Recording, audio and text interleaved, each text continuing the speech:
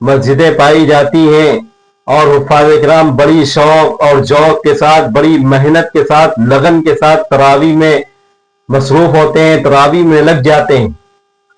यहाँ तक कि हुफ्फाज़ का ये हाल होता है कि जब तक वो तरावी सुनाते हैं तो उनकी जो कैफियत होती है सुबह शाम की, वो सिर्फ और सिर्फ उनकी सुबह शाम कुरान पर होती है। इतनी फिक्र, इतनी लगन के साथ और जुस्तजू के साथ वो कुरान सुनाते हैं, इतनी मेहनत करते हैं, यहां तक कि उनके जितने भी काम होते हैं वो तरावी को मद्देनजर रखते हुए उन कामों को मुअख्खर कर देते हैं।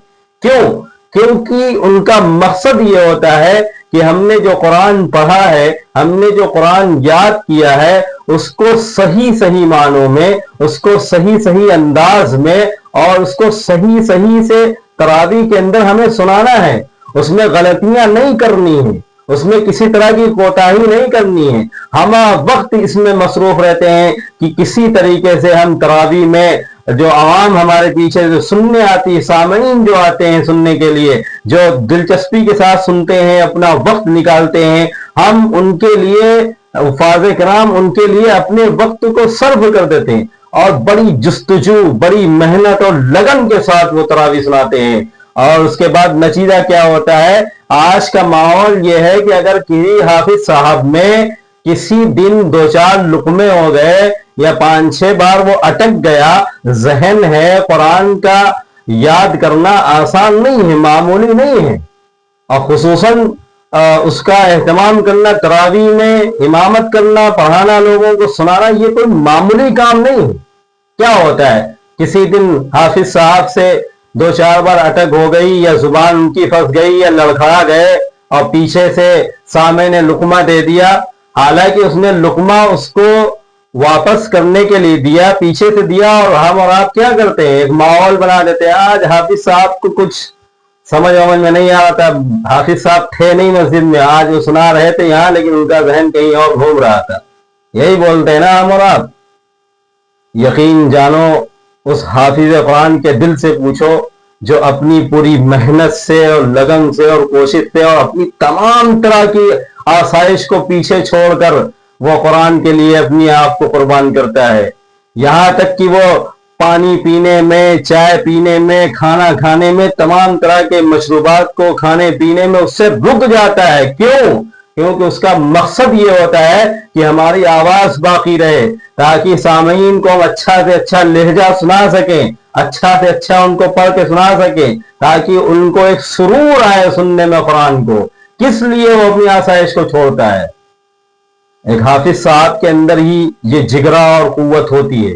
और हम और आप क्या करते हैं? किसी दिन उनके अंदर 4-5 लुकमे आ गए, पूरे महल्ले में, पूरे बस्ती में गा गा के उनके जहन को कूड़ा कबाड़ा बना देते हैं कि आज पता नहीं हाफिज साहब ने क्या याद किया था, कैसा याद किया था, 5-6 लुकमा हो गया, पता नहीं कहाँ रहते हैं, कोई काम भी नहीं रहता उनको, फिर भी नहीं मेहनत करते, घूमते रहते हैं। एक बात याद रखो, उम्मत के अंदर अगर इस वक्त कोई ईमानदार और सालेह है, नेक है, और उम्मत के अंदर अगर वो कोई ईमानदारी के साथ अपने कामों को अंजाम देता है, तो वो आज उलमाए किराम और हुफ्फाज़ किराम है। अगर आज ये ना होते तो तुम दीन को समझ ना पाते। अगर आज ये ना होते तो आज हमारी मैयतें यूं ही दफना दी जाती। अगर आज ये उलमाए किराम और हुफ्फाज़ किराम ना होते तो आज हमारे कानों में कोई अज़ान देने वाला ना होता।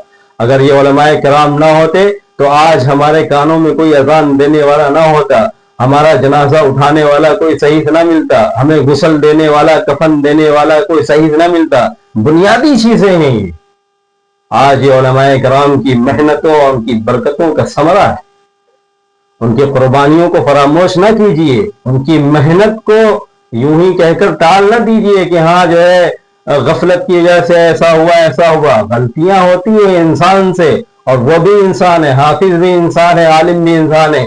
जिस तरीके से तुम्हारे अंदर ख्वाहिशात होती हैं, जिस तरीके से तुम्हारा भी दिल चाहता है मैं ये करूं वो करूं, उनका भी दिल चाहता है, वो भी कर सकते हैं, वो भी इस चीजों पर जो है कादिर हैं, सिर्फ तुम्हारे लिए नहीं है। लिहाजा उनकी कुर्बानियों को फरामोश ना करो, उन्हें बेवकात ना करो, उनके वकार को मजरू ना करो। ان کی باتوں کو سنجیدگی سے لیا کرو, ان کی قربانی کو اپنی نظر کے سامنے رکھو, ان کی خدمتوں کو جو دین کے لیے انہوں نے اپنی خدمت دی ہے ان کی خدمات کو نہ بھولاؤ. آج ہمارا اور آپ کا یہ فریضہ ہے کہ ہم اور آپ ان کی اپنے سے زیادہ قدر کرنے والے اور محبت کرنے والے بن جائیں. وآخر دعوانا